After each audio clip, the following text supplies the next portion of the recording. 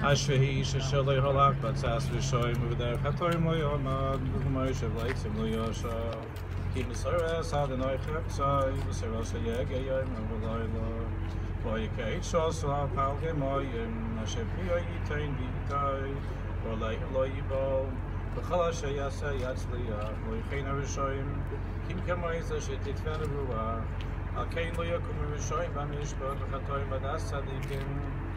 Good day, my dear Sadiq, good day for showing time.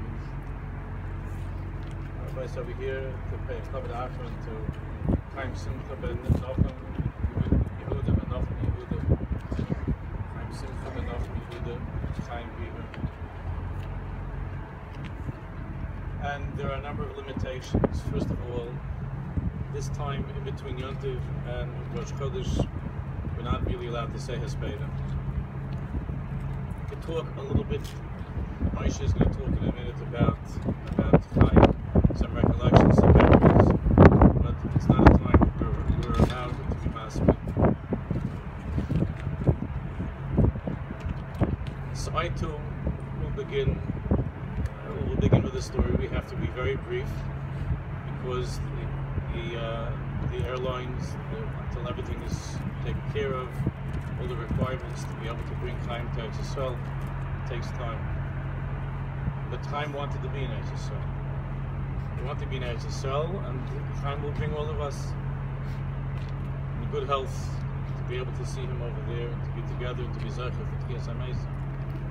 Chaim Simcha was an Ish Gibor. I'm sure that most of you remember him from before the time of the illness.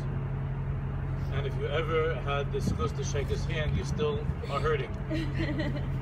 So I was like, every Shabbos when he was by us in shul, he sat right in the front, and he didn't just shake your hand. He was like a lulav. It was like a lulav, and he gave you that look in the eyes, that penetrating look in the eyes that he was telling you how much he cared for you, how much he loved you. It wasn't just shaking your hand. You know, people do that in a very casual way. There was a great tzaddik years ago. Some of you heard of him. His name is Reb David Lelever. Reb David Lelever, Schussi Elaine. He was a student of the Chayzim Lublin. And the Chayzim Lublin used to say that when Mashiach comes, there's going to be a new Masechta. You know, we have all the Gemaras, all the Masechtas. There's going to be a new Masechta that's going to be revealed. It's called Maseches Reb David Lelever. So, what was unique about this Reb David Lelever, I think, is something that Chaim Simcha that speaks about who Chaim Simcha was. A shtik Ahavas Yisrael, a Jew who was in love with the Jewish people, a Jew who was madly in love with Am Yisrael, madly in love with his family. Everything he did heartsick. So there's a story about Reb David Lelever, and I just thought of this, and it reminded me of Chaim. That Reb David Lelever was sitting in Lublin in the Beis HaMedrash, and there was all of a sudden, he was just learning, he came to visit his Rebbe, and he was in Lublin, and he was sitting there in the corner of the Beis HaMedrash, and there was a very important looking person, looked like a Talmud Chacham, that walked into the Beis HaMedrash, and he turned around and he said, Rabbi, can anybody help me? I need to have a letter delivered to Pietrikov. In those days, before there was mail, so you would find somebody that was going in that direction, and he said, is there anybody that's heading towards Pietrikov? And there was one Jew in the Beis HaMedrash, Reb David Lelever, who said, it happens that I have to go, I'm going back, I live in Lelev, and I'm on the way. Lelev, we are on the way, we go, it's not far from Pietrikov, and I'll be happy to drop the letter off. And this person said, I'd appreciate it because I'm the Rav of Pietrikov, and I have to be here in Lublin longer than I expected, and I'm worried that my wife and family should know that I'm okay. So David Lelever said, I'm happy to do that. So Reb David Lelever accepted upon himself to deliver this letter. Now it happens that this Rav of Pietrikov had 10 children. And they were beautiful, beautiful children, but the oldest daughter was 17, and Rachmana litzlan, she was handicapped. She was unable to walk. And because they were so poor in those years, they didn't have wheelchairs, and only very rich people had the ability to get around a little bit if they were handicapped. And she was very sick and she couldn't move at all. And it turns out that the Rav of Pietrikov, he had to stay extra. He had to stay in Lublin much longer, longer than a month. And finally, he made his way back to Pietrikov. And when he came to the house, he couldn't believe his eyes. When he came to his house, the children came running, Abba, Daddy, Tati, they came running there. And that daughter who couldn't walk was running and jumped into his arms. And he started to cry. She didn't walk. Since she's a tiny little kid, she hasn't been able to walk. She was sick. And he asked, what happened? How are you able to walk? And he was so excited. He was crying. And the children gathered around and they said this. They said that some time ago, around a month, a little bit more than a month ago, it was already late at night and there was a knock on the door. And a very strange person was at the door. On the one hand, he was wearing very simple clothing like a regular person, but his eyes, his face was shining. There was something different. There was something very different about him. And he came in and he was so excited, he started to count the children. He said, Hayeshia, he said, and he said, Kanai Nahar, there are 9 children, 9 children. And they all said, but actually there's a 10th, but she can't walk. She's in the room, she's not able to walk. And they said that this person, they didn't know who he was. He just got up and he went to the room. And the girl saying, he came over where I was in bed, and he stared at me, he looked at me, his eyes were filled with such love. And he said, what's the matter?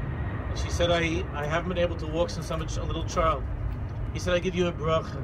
You should be able to walk and run and jump and play, and to go under the chuppah, to run under your chuppah. You should be healthy till 120. And she said to her father, I promise you that the moment that this person left, I felt something changing inside of me. And he gave me my life back. And ever since he left, I don't know who that person was, but ever since he left, I've been able to walk and to run. You know, there are certain people in the world, that when you feel like you can't move, when you feel that you're broken, when you feel that you have no hope,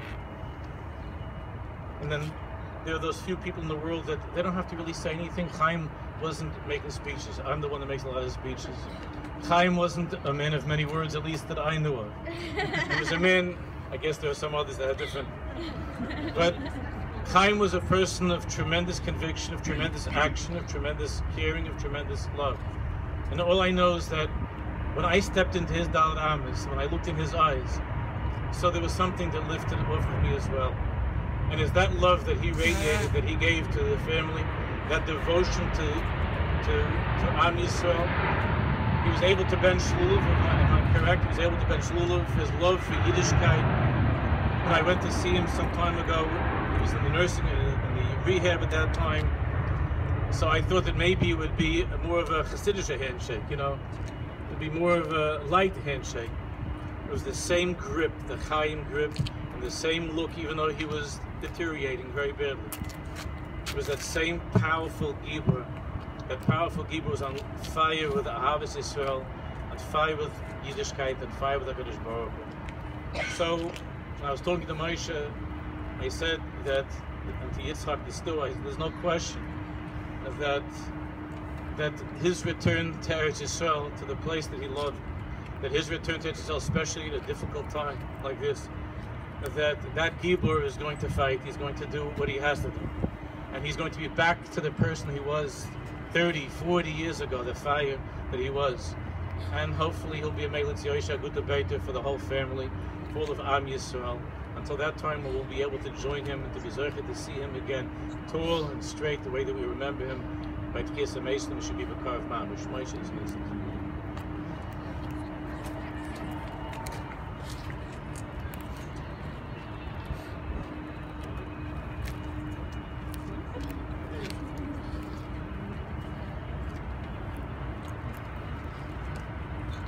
What?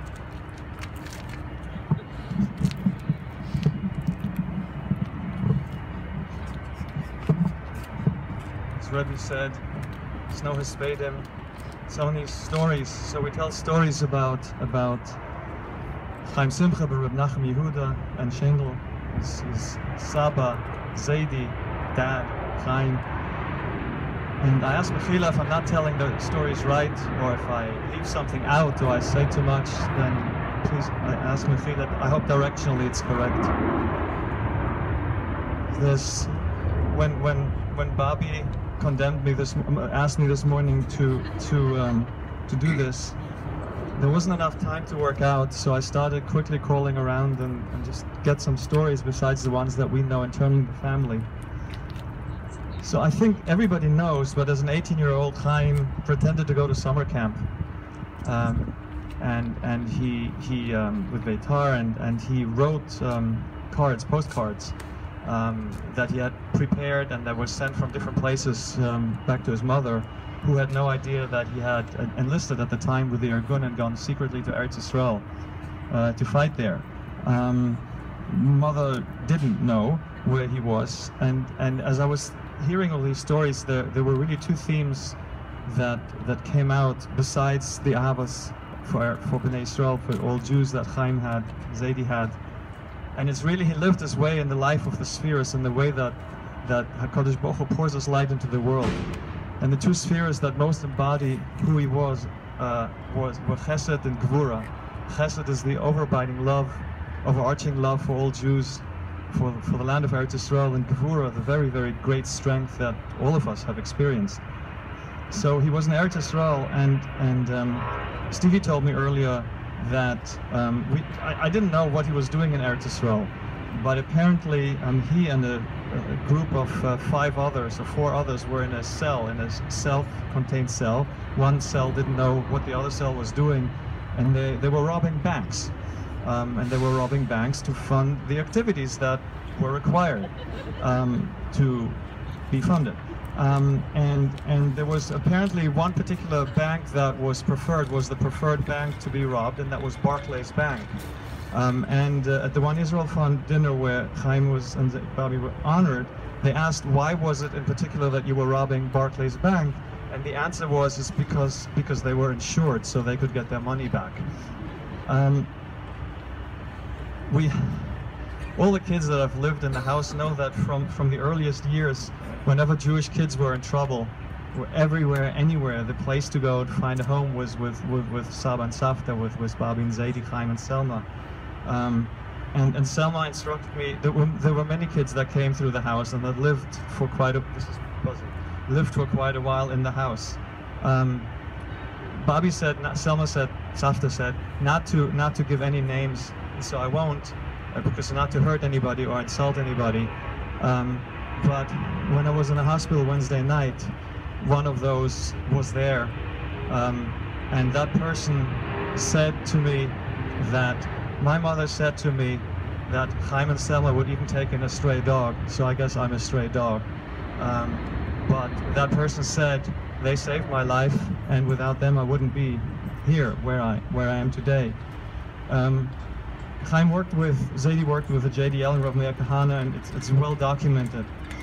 And once Chaim and Rav Kahana Zatzal went to visit the Lubavitcher Rebbe to encourage him and to try to bring him to help support the efforts in releasing and freeing Russian Jewry.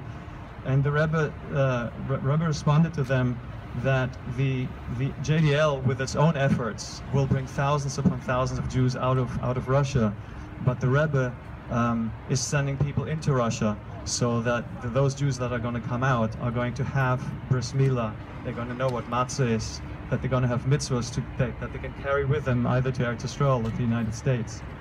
In the late 60s, so that was chesed mixed with gvura. In the late 60s, there were a lot of incidents and problems with hooligans desecrating Jewish graves, threatening Jewish schools, principals, and there are, in very well documented stories that Chaim, who was always referred to as the leader of the group, of immense of incredible strength and gvura, was the one who took a small number of JDL compadres, cohorts, to certain, once to a cemetery, the Montefiore Cemetery, where there was probably about 150 hooligans that had assembled to try to desecrate the cemetery, and they saw this small group of I have to guess, well-armed JDL folks standing there inside the cemetery, and they just quietly turned around and left. There was a school principal, a Rosh Yeshiva of a high school in Brooklyn, who had been threatened with death threats by similar hooligans. So Chaim and a dozen or so JDL fellows showed up, and the group rushed them, and Chaim apparently, with his very good grip, got hold of the leader of that group and basically grabbed him by the throat and said, okay, something along the lines of, what are you going to do now? And they just left, and there must be hundreds, if not thousands, of stories like that. And that's Gevura. He and his brother Ralph Alav Shalom once decided to show off the Gevura, and I think between the two of them they took a Volkswagen Beetle and just lifted it over the heads. That was before when they were still built well, so you could actually do that. There's a story that Chaim was driving. He always liked to drive with his arm, I think, out of the window. And there was somebody who on Mott Avenue tried to mug him, so grabbed his arm. So Chaim took the arm, dragged it inside the car, and started driving off, and basically dragged the would-be mugger several blocks and then just dropped him on the floor. There are stories told, I've experienced one of those myself, about Chaim's reactions to when his daughters started bringing home potential boyfriends, husbands to date. So Amy tells me that before dating, before going to Eretz Israel, whenever she wanted to date anybody, she warned all the boys that when we come to the house, my father, Chaim, is going to ask me, he's going to ask you whether you sing Zmiras at the Shabbos table. It makes no difference whether you do or not, just say yes. Shelley said that when she brought guys home, then they had to show their license, they had to show the registration, and then Chaim would walk around the car and kick all four tires to make sure that the car was drive-worthy. One of the first times that I met Chaim and Selma, I made a mistake. We were sitting in the living room, and I was sitting next to Amy, and I said something, and I sort of went, come on, and I sort of patted, smacked her on the leg. And I knew I had made a mistake because I looked up and Zayde's right eyebrow just went up. He gave me a death stare. I thought I might not survive that encounter, but this is talking to me. What am I supposed to do? It's talking. Okay. There was one of the first gifts that we got, that Amy and I got as a present, as an engagement present, was an electric drill, a corded drill, which was a fantastic engagement present for both of us. And was shortly after we were married, Chaim needed to build a folding table. He had procured this huge slab of wood, and he had also gone out and bought the metal frame to match it. And he taught me how to use a drill. Now, those who are close to our family know that I like to dabble in woodworking, and I actually have quite a nice workshop. So it's in the schus of Tobi Alei Shalom and Zayde that a lot of the stuff that I learned a lot from him just in woodworking. I still have that table. You still have that table? Yes, but hang on a second. There was one time when you got very angry, and he with his very great strength, pounded the table to such a degree that the legs just started buckling. So he was very strong. By 6 inches on one side. Yeah. Rivki was telling me that the nurses gave her a sheet over Shabbos, this past Shabbos, to cover herself because she was cold. And she was reminded that when she was much younger, that Sabba was davening, when he was davening in the house, he would wrap his talus around himself, and then she would be standing on the inside, and she felt such a security and degree of safety and being cared for and loved for. When Eitan and Micha were little, they used to spend Shabbos with Sabba and Savta, playing Uno with them. Now, there was always very different outcomes how they played. When they played with Savta, they always won. When they played with Sabba, they never won. And another story of David was picked up by Zayde on his way home from school. He took him home. There was nobody needed to work out that way, so he picked them up from school, and then they went home, and then they watched The Lion King together. This went on apparently for a year or two. So one time, Zayde was vacuumed while David was watching The Lion King, and the vacuum stopped. So Zayde started looking around what happened. So David was sitting in the other room, and the vacuum was too loud, so he had unplugged the vacuum.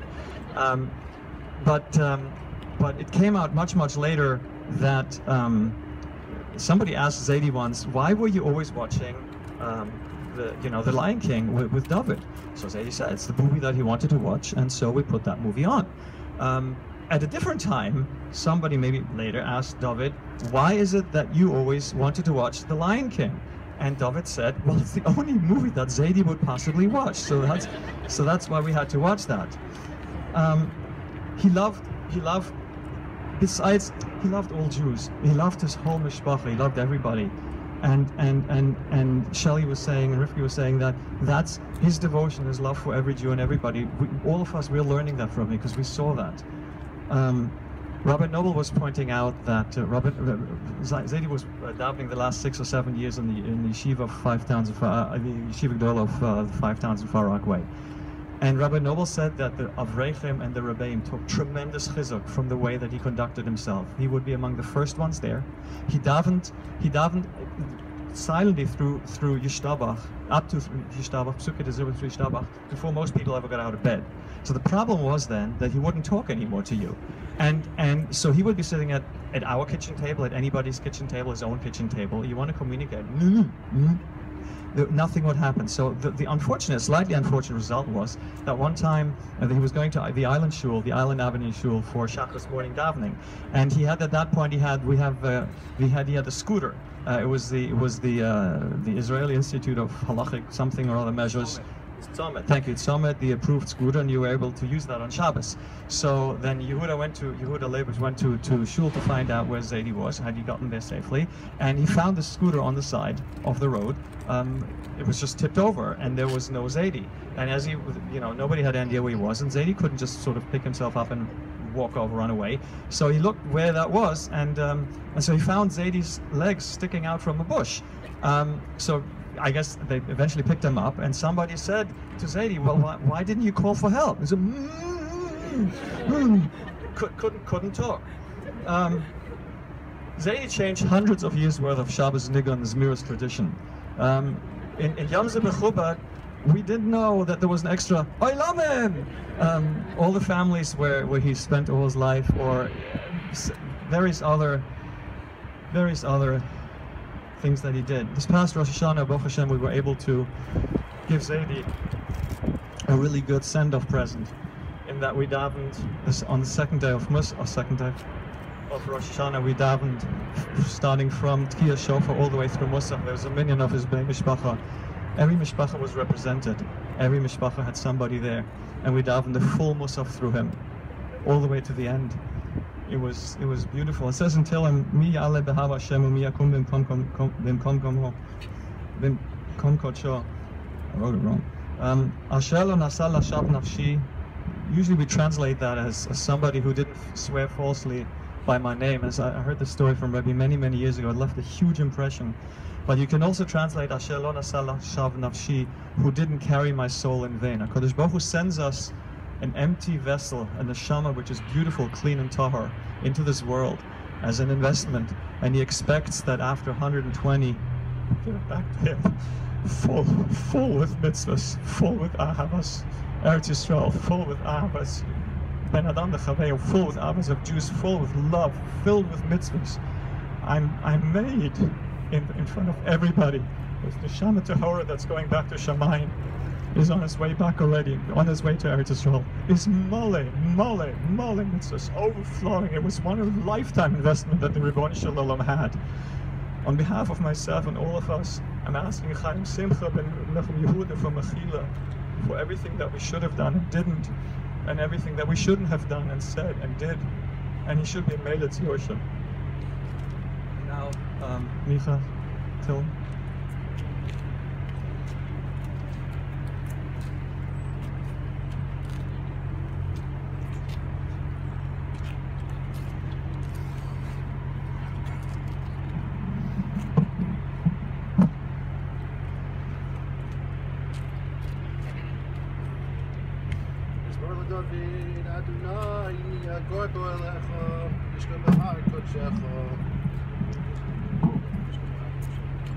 קטנים ופועל צדק ודבר אמת בלבבו וירגל על דשיינו לא עשו לרעהו רב וחרפה לא נשא על קרובו נבזה בעיניו אימאס ואסתרי אדוני יחבר נשמע להרע ולא ימות אז בואי בואי נעשה מנשך ושייך על הענוקי לא בקר ויסי ללא תמות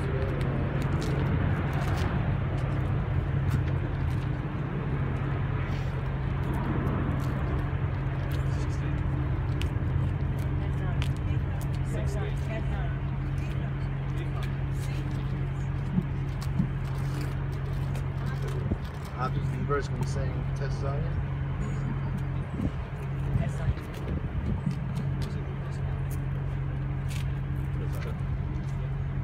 כתב לדוד, שמרני את כי חסיתי בך.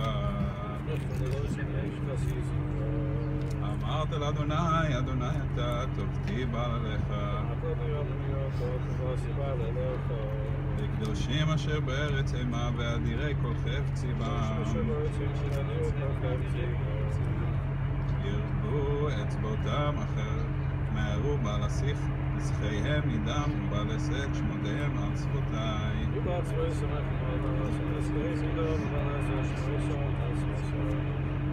אדוני מנת חלקי וכוסייתה תומית גורלי.